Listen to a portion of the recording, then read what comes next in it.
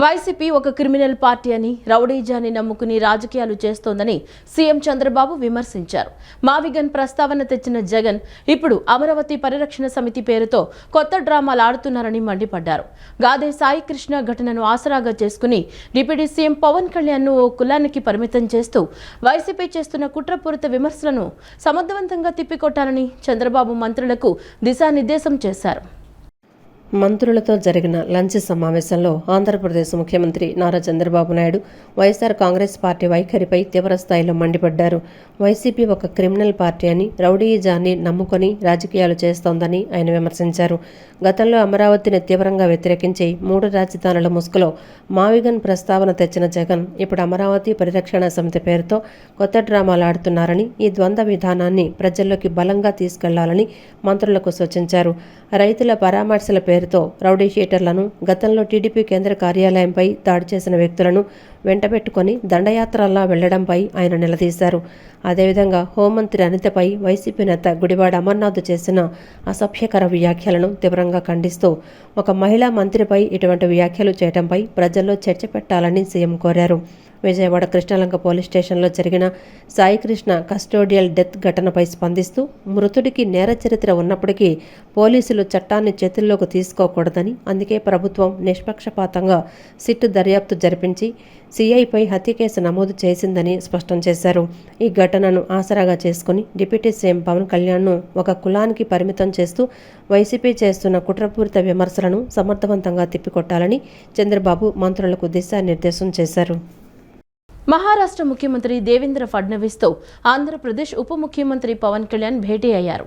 తూర్పు కనుమల్లో పులుల సంరక్షణ, మహారాష్ట్ర నుంచి ఆంధ్రప్రదేశ్కు 2 ఆడ పులులను తీసుకువచ్చే విషయమై ఇరువురు నేతలు ఫలవంతమైన చర్చలు జరిపారు. వన్యప్రాణి సంరక్షణలో మహారాష్ట్ర, కేంద్ర ప్రభుత్వాలతో కలిసి సమన్వయంతో పనిచేస్తామని పవన్ కళ్యాణ్ స్పష్టం చేశారు. మహారాష్ట్ర ముఖ్యమంత్రి దేవేంద్ర ఫడ్నవీస్తో ఆంధ్రప్రదేశ్ ఉప ముఖ్యమంత్రి పవన్ కళ్యాణ్ భేటీ అయ్యారు. ముంబైలోని ముఖ్యమంత్రి క్యాంపు కార్యాలయంలో జరిగిన ఈ సమావేశంలో ఇరు రాష్ట్రాల మధ్య పరస్పర ప్రయోజనకరమైన అంశాలపై చర్చించారు. ముఖ్యంగా తూర్పు కనుమల్లో పులుల సంరక్షణ, మహారాష్ట్ర నుంచి ఆంధ్రప్రదేశ్కు 2 ఆడ పులులను తీసుకొచ్చే విషయమై ఇరువురు నేతలు ఫలవంతమైన చర్చలు జరిపారు. ఈ సందర్భంగా పవన్ కళ్యాణ్ మాట్లాడుతూ ఆంధ్రప్రదేశ్లోని తూర్పు కనుమల్లో ఆడపులుల సంఖ్య తగ్గటం వల్ల తలెత్తిన జన్యుపరమైన సమస్యలను అధిగమించడానికి మహారాష్ట్ర ప్రభుత్వం అందిస్తున్న సహకారం ఎంతో కీలకమని పేర్కొన్నారు. 2 ఆడ పులులనిచ్చేందుకు అంగీకరించినందుకు ధన్యవాదాలు తెలిపారు. ఈ నిర్ణయం పులుల సంఖ్యను పెంచడంతో పాటు జన్యు వైవిధ్యాన్ని పెంచి తూర్పు కనుమల్లో స్థిరమైన పులుల ఆవాస వ్యవస్థ ఏర్పడడానికి దోహదపడుతుందని వివరించారు. ఈ ప్రక్రియలో మార్గదర్శకత్వం వహిస్తున్న కేంద్ర మంత్రి భూపేంద్ర యాదవ్కు కృతజ్ఞతలు తెలుపుతూ వన్యప్రాణి సంరక్షణలో మహారాష్ట్ర, కేంద్ర ప్రభుత్వాలతో కలిసి సమన్వయంతో పనిచేస్తామని పవన్ కళ్యాణ్ స్పష్టం చేశారు. మంగళగిరి తాడేపల్లిలో నిర్వహించిన షైనింగ్ స్టార్స్ కార్యక్రమంలో 10 ఇంటర్ ఫలితాల్లో అత్యుత్తమ మార్కులు సాధించిన విద్యార్థులకు విద్యాశాఖ మంత్రి నారా లోకేష్ చేతుల మీదుగా అవార్డుల ప్రదానోత్సవం జరిగింది.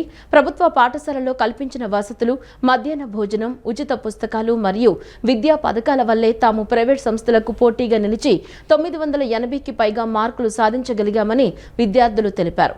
రూపాయి ఖర్చు లేకుండా నాణ్యమైన చదువు అందుతోందని, మంత్రి చేతుల మీదుగా అవార్డులు అందుకోవడం గర్వకారణంగా ఉందని విద్యార్థులు సి అనూష, షేక్ చాందిని, సిహెచ్ అనన్యశ్రీ ఆనందం వ్యక్తం చేశారు. ప్రైవేటు పాఠశాలలతో ప్రభుత్వ పాఠశాలలు పోటీ పడుతున్నాయని, ప్రభుత్వ పాఠశాలలంటే ఉన్న చిన్నచూపు ఇప్పుడు తొలగిపోయిందని విద్యార్థులు, తల్లిదండ్రులు అభిప్రాయపడ్డారు. మంగళగిరి నియోజకవర్గం తాడేపల్లిలోని సిఎస్ఆర్ కళ్యాణ మండపంలో 10 ఇంటర్ పరీక్షల్లో రాష్ట్ర స్థాయిలో అత్యుత్తమ మార్కులు సాధించిన విద్యార్థులకు విద్యా, ఐటీ శాఖల మంత్రి నారా లోకేష్ చేతుల మీదుగా షైనింగ్ స్టార్స్ అవార్డుల ప్రదానోత్సవం జరిగింది. ఈ సందర్భంగా అవార్డులు అందుకున్న విద్యార్థులు, వారి తల్లిదండ్రులు తమ సంతోషాన్ని, అనుభవాలను పంచుకున్నారు.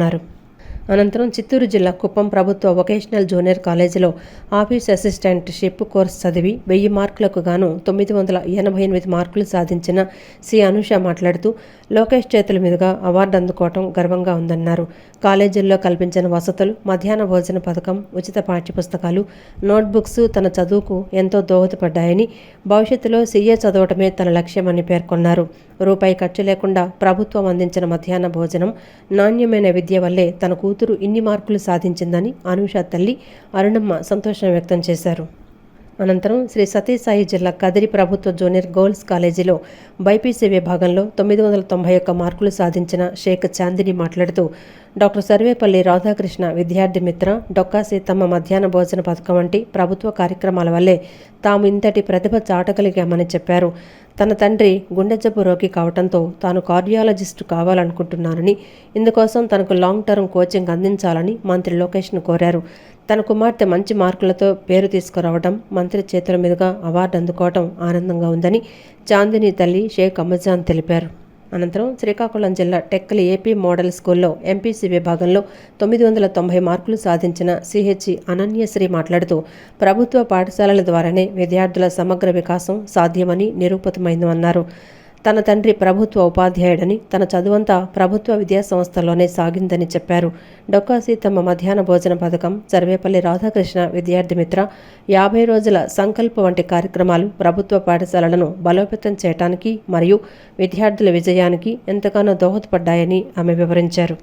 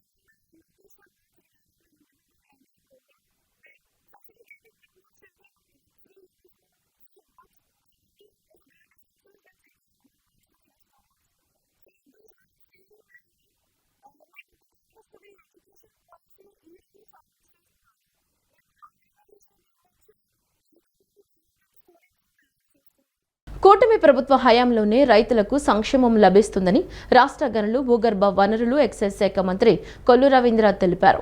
మచిలీపట్నం బుద్దాలపాలెంలో ఏరువాక కార్యక్రమంలో మంత్రి రవీంద్ర పాల్గొన్నారు. ఈ సందర్భంగా మంత్రి మాట్లాడుతూ రైతు సంక్షేమం కోసం కూటమి ప్రభుత్వం అనేక కార్యక్రమాలు చేపట్టిందన్నారు. వైసీపీ 10 ఏళ్ల పాలనలో విస్మరించిన పంట కాలువల పూడిక తీతకు ఒక్క మచిలీపట్నం నియోజకవర్గంలోనే 3 కోట్లకు పైగా వెచ్చించామన్నారు. రైతు సేవా కేంద్రాల్లో ధాన్యం అమ్మిన 24 గంటల్లో వారి ఖాతాల్లో డబ్బులు జమ చేశామని చెప్పారు.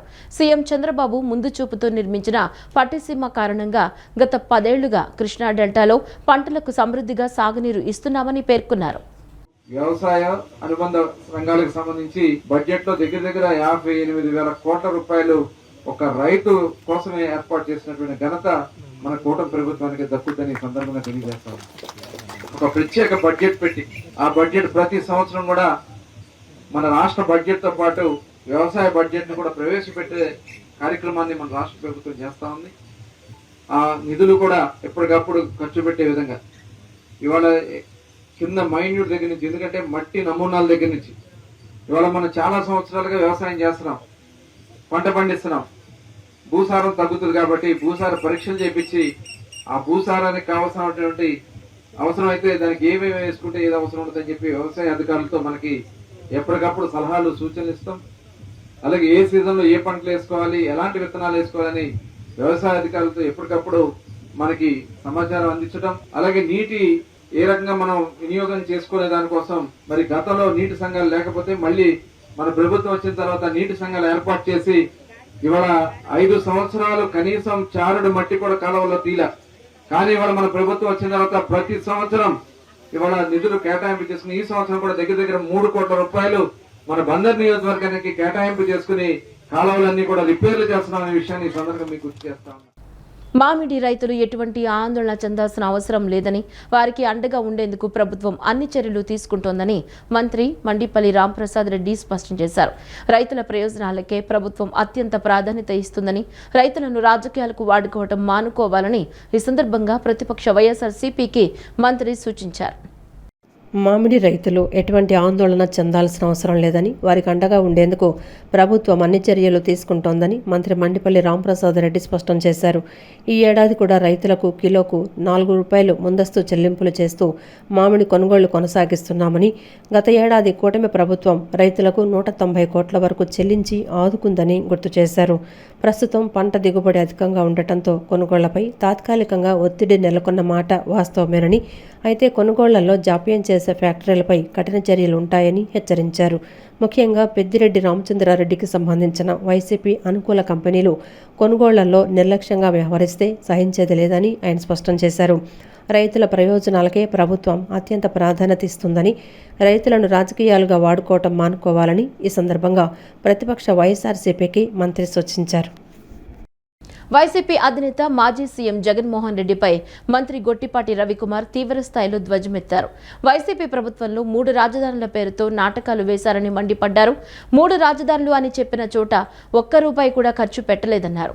450 కోట్లు ఖర్చు పెట్టి జగన్ ఉండేందుకు భవనం కట్టుకున్నారని తెలిపారు. రాష్ట్రం విడిపోయిన తర్వాత అమరావతి కోసం 29,000 మంది రైతులు 33,000 ఎకరాలు ఇచ్చారన్నారు. 30,000 ఎకరాలకు తగ్గకుండా అమరావతిలో రాజధాని నిర్మాణం చేయాలని జగన్ కూడా చెప్పారని గుర్తు చేశారు. 2019 ఎన్నికలకు ముందు రాజధానిలో ఇళ్లు కట్టుకుంటానని జగన్ చెప్పారన్నారు. ఎన్నికల తరువాత 3 రాజధానులు అని ఇప్పుడేమో మావిగన్ అంటున్నారని ఆగ్రహం వ్యక్తం చేశారు. జగన్ కు నిలకడ మనస్తత్వం లేదన్నారు.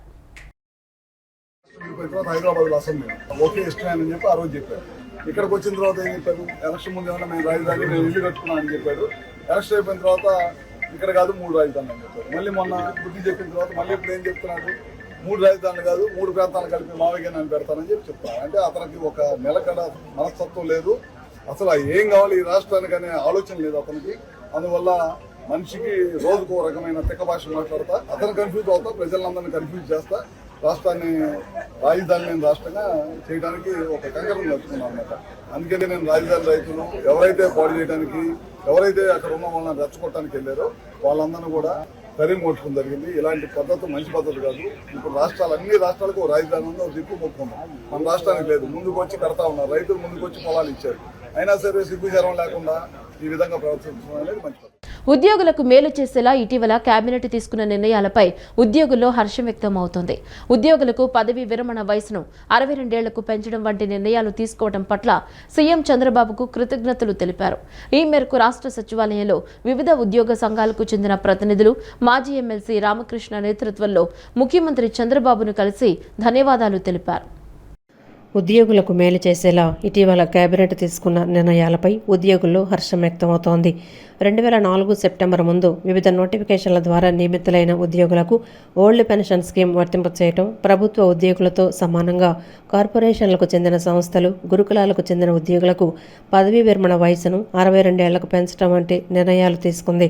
గత కేబినెట్లో ఈ నిర్ణయాలు తీసుకున్నప్పటి నుంచి ఉద్యోగ సంఘాల ప్రతినిధులు సీఎం చంద్రబాబును కలుస్తూనే ఉన్నారు. ఈ మేరకు రాష్ట్ర సచివాలయంలో వివిధ ఉద్యోగ సంఘాలకు చెందిన ప్రతినిధులు, మాజీ ఎమ్మెల్సీ రామకృష్ణ నేతృత్వంలో ముఖ్యమంత్రి చంద్రబాబును కలిసి ధన్యవాదాలు తెలిపారు.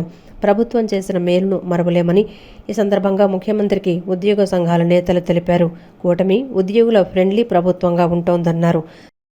దేశానికి బాధ్యతాయుత నాయకత్వం అందించాలని, పార్టీ కోసం నిలబడ్డ ప్రతి సాధారణ కార్యకర్తకు తగిన అవకాశం కల్పించాలన్నదే పవన్ కళ్యాణ్ సంకల్పమని జనసేన నిర్మాణ సారథుల సమాచార సేకరణ కమిటీల కేంద్ర కార్యాలయ సమన్వయకర్త డాక్టర్ సందీప్ పంచకర్ల పేర్కొన్నారు. సామాన్యులకే పెద్దపీట వేస్తూ దేశానికి ఉత్తమ నాయకులను తయారు చేసే ఒక రోల్ మోడల్గా జనసేన పార్టీ నిర్మాణం సాగుతోందన్నారు. ఈ ప్రక్రియకు కార్యకర్తల నుంచి పెద్ద ఎత్తున స్పందన వస్తోందని చెప్పారు. జనసేన పార్టీ ప్రజాస్వామ్యానికి విలువనిస్తుందని, పార్టీ నిర్మాణంలో అంతర్గత ప్రజాస్వామ్యాన్ని బలంగా ఆచరించే విధానం పవన్ కళ్యాణ్కే సాధ్యమని జనసేన నిర్మాణ సారథుల సమాచార సేకరణ కమిటీల కేంద్ర కార్యాలయ సమన్వయకర్త డాక్టర్ సందీప్ పంచకర్ల అన్నారు. నిన్నటి నుంచి రాష్ట్ర వ్యాప్తంగా మొదలైన సమాచార సేకరణ ప్రక్రియ గురించి జనసేన కేంద్ర కార్యాలయంలో ఏర్పాటు చేసిన ప్రెస్ మీట్లో కమిటీల సమన్వయకర్తలు మీడియాకు వివరాలు వెల్లడించారు. ఈ సందర్భంగా సందీప్ మాట్లాడుతూ దేశానికి బాధ్యతాయుత నాయకత్వం అందించాలని, పార్టీ కోసం నిలబడ్డ ప్రతి సాధారణ కార్యకర్తకు తగిన అవకాశం కల్పించాలన్నదే పవన్ కళ్యాణ్ సంకల్పమన్నారు. సామాన్యులకే పెద్దపీట వేస్తూ దేశానికి ఉత్తమ నాయకులను తయారు చేసే ఒక రోల్ మోడల్గా జనసేన పార్టీ నిర్మాణం సాగుతోందని, ఈ ప్రక్రియకు కార్యకర్తల నుంచి పెద్ద ఎత్తున స్పందన వస్తోందని చెప్పారు. మరి ఏ విధంగా అయితే కనుక ఈ కమిటీలో 28 మందిని కూడా గ్రామ స్థాయి నుంచి కూడా ఎన్నుకుని పవన్ కళ్యాణ్ గారు ఈ స్థానాన్ని కల్పించారో, అదే స్థాయిలో పవన్ కళ్యాణ్ గారు పరిశీలించి అప్లై చేసుకున్న ప్రతి ఒక్కరికి కూడా వాళ్ళు మండల స్థాయా, గ్రామ స్థాయా, పార్లమెంట్ స్థాయా అనే విషయాన్ని పవన్ కళ్యాణ్ గారు చాలా క్లియర్గా ఎక్స్ప్లెయిన్ చేస్తూ ఒక ప్రాపర్ డెసిషన్ తీసుకుని రాబోయే రోజుల్లో వాటిని అనౌన్స్ చేస్తారు. సో కాబట్టి దీంట్లో ఎవరైతే అబ్జర్వర్స్ ఉంటారో వీళ్ళని మేము కోరుకునేది ఏంటంటే, అబ్జర్వింగ్ టీం ఉంటారు, వీళ్ళని కోరుకునేది ఏంటంటే ప్రతి ఒక్కళ్ళు కూడా మీరు ముందుగా ఒక వెన్యూని సెలెక్ట్ చేసుకోవాలి. ఆ సెలెక్ట్ చేసుకున్న వెన్యూని సెంట్రల్ ఆఫీస్కి తెలియజేయాలి. మరియు మీ పార్లమెంట్ పరిధిలో ఉన్న ప్రతి కాన్స్టిట్యున్సీకి కూడా ఈ విషయాన్ని తెలియజేయాలి. ఉదయం 10 గంటల నుంచి సాయంత్రం 6 గంటల వరకు కూడా అప్లికేషన్స్ స్వీకరించాలి. వచ్చిన ఏ ఒక్కరితో కూడా దురుసుగా మాట్లాడకూడదు. స్వలాభాన్ని లేదు నాకు కావాల్సిన వ్యక్తి అనే విషయాన్ని అక్కడ మీరు ఎక్కడ కూడా ఎక్స్ప్రెస్ చేయకూడదు. ప్రతి ఒక్కరికి ఈక్వల్ ఆపర్చునిటీ, ఈక్వల్ రైట్ ఇవ్వాల్సిన బాధ్యత అబ్జర్వర్స్ టీంకి ఉంటుంది. సో ఇలా తీసుకున్న అప్లికేషన్స్ అన్నీ కూడా జత చేసి సెంట్రల్ ఆఫీస్కి పంపించడం జరుగుతుంది. అనంతరం మరో సమన్వయకర్త డాక్టర్ పెద్దపూడి విజయ్ కుమార్ మాట్లాడుతూ క్యాడర్ టు లీడర్ కార్యక్రమంలో భాగంగా ఒక మహాసంకల్ప ప్రయాణం మొదలైందని పేర్కొన్నారు. పార్టీకి పునాదులు బలంగా ఉండాలనే ఆలోచనతో దేశంలో ఏ పార్టీ ఎంచుకొని ఒక విభిన్న మార్గాన్ని పవన్ కళ్యాణ్ ఎంచుకున్నారన్నారు. సమాచార సేకరణ కమిటీల ద్వారా సేకరించిన సమాచారాన్ని స్వయంగా ఆయనే పరిశీలించి అందరి ఆమోదంతో బాధ్యతలు అప్పగించడం పార్టీ పారదర్శక విధానానికి నిదర్శనమని తెలిపారు. 28 మందితో కూడిన ఈ కమిటీ ఎంతో నిబద్ధతతో కార్యకర్తలు, వీర మహిళల నుంచి సమాచారాన్ని సేకరిస్తుందని, దీనికి కేంద్ర కార్యాలయం నుంచి పూర్తి సహాయ సహకారాలు అందిస్తామని విజయ్ కుమార్ స్పష్టం చేశారు. డెడికేటెడ్ హార్డ్ వర్క్ ద్వారా, నిస్వార్థమైన సేవ ప్రజలకు చేయడం ద్వారా నాయకత్వాన్ని సంపాదించుకోవాలన్న ఒక గొప్ప ఆలోచన విధానం వారి కల ఇది. అలాగే జనసేన పార్టీకి ఈరోజు జన సైనికులు కానీ వీర మహిళలు కానీ జనసేన పార్టీకి ప్రధానమైనటువంటి బలంగా మానేసి పవన్ కళ్యాణ్ గారు భావిస్తారు. కాబట్టి వారి నుంచే ఈరోజు జన సైనికుల నుంచి, వీర మహిళల నుంచి జనసేన పార్టీ యొక్క భవిష్యత్ నాయకత్వాన్ని తయారు చేయాలి. నిబద్ధతతో కూడినటువంటి విలువలతో కూడిన వారి నాయకత్వంలో రాష్ట్రం మరి అలాగే దేశం కూడా రానున్న రోజుల్లో బాగుపడాలి, అభివృద్ధి పదవిలో ఉండాలనేది మాన్యశ్రీ పవన్ కళ్యాణ్ గారి ఉద్దేశం. సో దాంట్లో భాగంగా ఈరోజు ఈ కార్యక్రమాన్ని అన్ని పార్లమెంట్ నియోజకవర్గాల్లో దీన్ని ప్రారంభించడం జరిగింది. అలాగే పవన్ కళ్యాణ్ గారు ఎప్పుడు కూడా భావిస్తారు రాజకీయ పార్టీల్లో నాయకత్వం అనేది పేదరికం వల్ల ఏ విద్యార్థి చదువు ఆగిపోకూడదనేదే తన లక్ష్యమని ఎమ్మెల్యే బోండా ఉమామహేశ్వరరావు పేర్కొన్నారు. చదువుకోవాలనే సంకల్పం ఉన్న ప్రతి విద్యార్థికి అండగా నిలవడం సమాజ బాధ్యత అని అన్నారు. విద్యే జీవితాలను మార్చే శక్తి అని, అలాంటి విద్యార్థులకు తన వంతు సహాయం ఎప్పుడు కొనసాగుతుందని ఎమ్మెల్యే భరోసా ఇచ్చారు. ముఖ్యమంత్రి నారా చంద్రబాబు నాయుడు ప్రవేశపెట్టిన P4 కార్యక్రమం స్ఫూర్తితో విజయవాడ సెంట్రల్ నియోజకవర్గ ఎమ్మెల్యే ప్రభుత్వ విప్ బోండా ఉమామహేశ్వరరావు పేద విద్యార్థులకు ఆర్థిక సహాయం అందించి అండగా నిలిచారు. BRTS రోడ్డులోని తన కార్యాలయంలో జరిగిన కార్యక్రమంలో ఆర్థిక ఇబ్బందుల్లో ఉన్న ముస్లిం మైనార్టీకి చెందిన SK ఫరాహా Sultana, SK Suhana, SK నాఫీసా అనే 3 విద్యార్థులకు ఇంటర్ ద్వితీయ సంవత్సరం చదువు కోసం ఒక్కొక్కరికి 22,000 చొప్పున మొత్తం 66,000 ఆర్థిక సహాయాన్ని అందజేశారు. అంతేకాకుండా సదరు విద్యార్థుల 2వ సంవత్సరం కళాశాల ఫీజులు, పుస్తకాల ఖర్చు, బస్సు ప్రయాణ వ్యయాన్ని కూడా పూర్తిగా భరిస్తానని బోండా ఉమామహేశ్వరరావు ప్రకటించారు. ఈ సందర్భంగా ఆయన మాట్లాడుతూ పేదరికం వల్ల ఏ విద్యార్థి చదువు ఆగిపోకూడదనే తన లక్ష్యమని, చదువుకోవాలనే సంకల్పం ఉన్న వారికి అండగా నిలవడం సమాజ బాధ్యత అని పేర్కొన్నారు. తమ కుటుంబ పరిస్థితులను అర్థం చేసుకుని ఉన్నత చదువులకు ఆర్థిక భరోసా కల్పించిన ఎమ్మెల్యేకు విద్యార్థులు హృదయపూర్వక కృతజ్ఞతలు తెలిపారు. Now I am studying intermediate second year. I am studying by the help of Sri Bonna Umamaheswara Garu. He was paying my total fees from starting first year. He was paying my total fees starting from bus fees, books fees, uniform, everything. And now he was continuing to pay my second year fees also. He is our support. He was supporting us.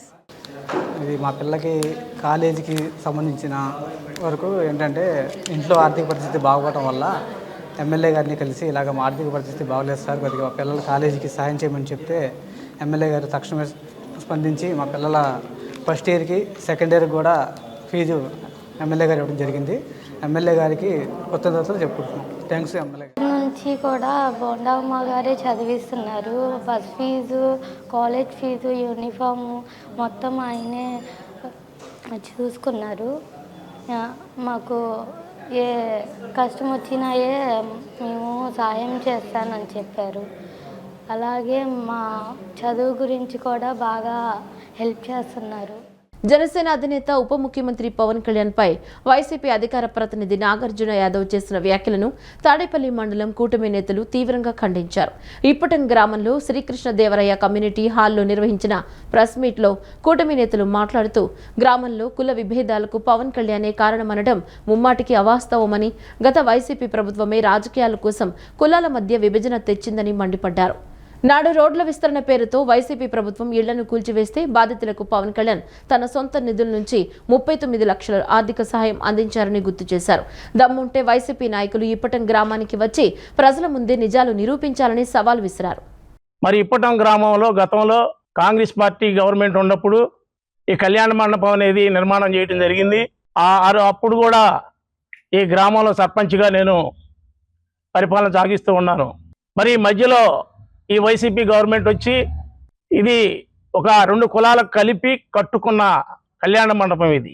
దాన్ని community hall, ఆ community హాల్ని వీళ్ళు కనీసం YCP వాళ్ళు ₹1 కూడా ఇవ్వకుండా మరి వాళ్ళ government వచ్చినాక, వైసీపీ గవర్నమెంట్ వచ్చినాక ఈ కళ్యాణ మండపాన్ని వాళ్ళ స్వాధీనంలో తీసుకొని గతంలో శ్రీకృష్ణదేవరాయల కళ్యాణ మండపం అనేది మనం 40 లక్షల రూపాయలు ఇచ్చించి ప్రజాధనాన్ని నిర్మాణం చేసుకున్నాక శ్రీకృష్ణదేవరాయల కళ్యాణ మండపం అనే ఒక పేరు నామకరణం చేయడం జరిగింది.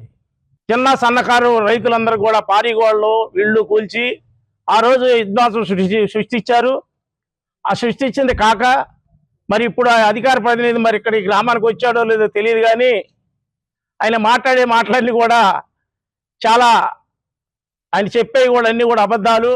ఎమ్మెల్యే రామకృష్ణారెడ్డి అనే ఆయన ఇక్కడ రాజకీయం చేసి ఈ గ్రామంలో అందరి మధ్య శత్రుత్వాలు పెంచి, వర్గాలుగా విభజించి, కులాలుగా విభజించి, కుల పేరుతోటి అందరిని విభజిస్తూ వాళ్ళు వ్యతిరేకిస్తారేమన్న ఉద్దేశంతో కృష్ణదేవరాయ కమ్యూనిటీ హాల్ అనే పేరుని, కృష్ణదేవరాయ పేరు తీసేయటం కోసం మరి ఇక్కడ గౌతులచ్చన్న పేరుతోటి, అలానే వంగవీటి మోహన్ రంగ కట్టిన కులస్తుల పేరు ఏమో తీసేసి కట్టని దానికేమో వారి పేరు వేసుకొని వంగవీటి మోహన్ రంగ మీద అతి పాపం ప్రేమ చూపిస్తున్నారు. మరి వాళ్ళు ఈరోజు ఇక్కడ ఏదైతే ఇప్పుడు ఆ రోడ్డు గురించి చెప్తున్నాడు, రోడ్డు ఇక్కడ ఊళ్ళో రోడ్డు వేయటం, దాన్ని ఏదో 10 అడుగుల రోడ్డుని తీసుకొచ్చి 60 అడుగుల రోడ్డు వేసాం మేమని ఎవరికి ఎందుకు వేశారండి? దేనికి అవసరం ఉండి వేశారా?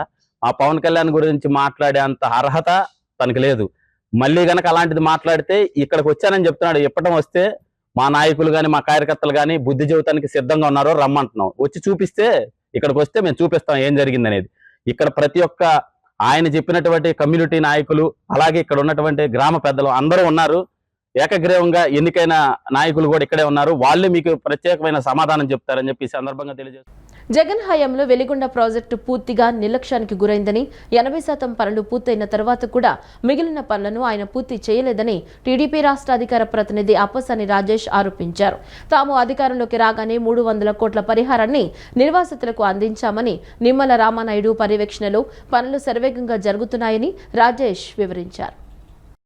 వెలిగొండ ప్రాజెక్టు క్రెడిట్ విషయంలో వైసీపీ అధినేత జగన్ రెడ్డి చేస్తున్న ప్రచారాన్ని టీడీపీ రాష్ట్ర అధికార ప్రతినిధి అప్పసాని రాజేష్ తీవ్రంగా ఖండించారు. మంగళగిరిలో ఏర్పాటు చేసిన మీడియా సమావేశంలో ఆయన మాట్లాడుతూ జగన్ హయాంలో వెలిగొండ ప్రాజెక్టు పూర్తిగా నిర్లక్ష్యానికి గురైందని, 80% పనులు పూర్తయిన తర్వాత కూడా మిగిలిన పనులను ఆయన పూర్తి చేయలేదని విమర్శించారు. గతంలో వైఎస్ఆర్ ప్రభుత్వం ప్రాజెక్టు ఆయకట్టును టన్నెల్ సైజును తగ్గించేందుకు ప్రయత్నించిందని ఆయన ఆరోపించారు. జగన్ పాలనలో టన్నెల్ 1లోకి మట్టిని నింపటం వల్ల పనులు మరింత జాప్యమయ్యాయని, ఇప్పుడు ఆ మట్టిని తొలగించడానికే అధికారులకు కష్టతరంగా మారిందని పేర్కొన్నారు. తాము అధికారంలోకి రాగానే 300 కోట్ల పరిహారాన్ని నిర్వాసితులకు అందించామని, నిమ్మల రామానాయుడు పర్యవేక్షణలో పనులు శరవేగంగా జరుగుతున్నాయని రాజేష్ వివరించారు. ఈ జూలై నాటికే తొలిదశ పనులు పూర్తి చేసి రైతులకు నీరు అందించడమే లక్ష్యంగా కూటమి ప్రభుత్వం పనిచేస్తోందని ఆయన స్పష్టం చేశారు.